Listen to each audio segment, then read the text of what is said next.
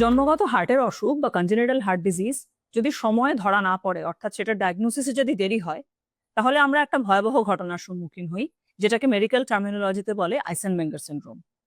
আজকে আমার চ্যানেলে আপনাদের আরো একবার ওয়েলকাম করছি এবং আমি ব্রিফলি ডিসকাস করব আইসেনমেঙ্গার সিনড্রোম নিয়ে।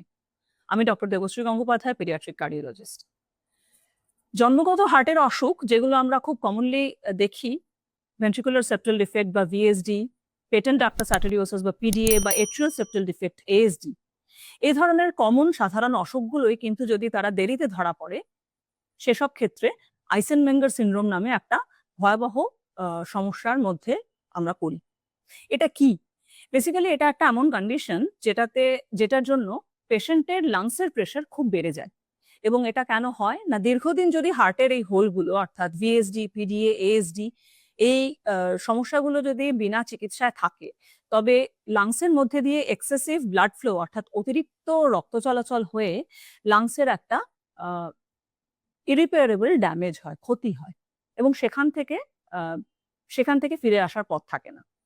সাধারণভাবে এই রোগীরা খুব খুব অসুস্থ হয় এবং নানান রকমের সিমটমের সম্মুখীন হয়, যেমন অল্প হাঁটলে বা ছুটলে হাঁপিয়ে যাওয়া, কাশির সাথে রক্ত পড়া, বা কখনো কখনো অল্প পরিশ্রমের পরেই অজ্ঞান হয়ে যাওয়া।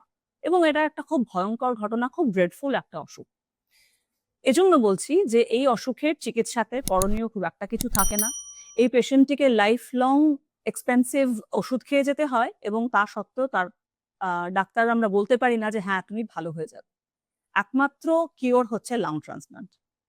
অতএব আসুন সবাই মিলে আমরা একসাথে বলি যে যদি কোনো বাচ্চার জন্মগত হার্টের অসুখ থাকে, তবে তাকে অতি দ্রুত চিকিৎসার আন্ডারে এনে তাকে সুস্থ করে তুলি।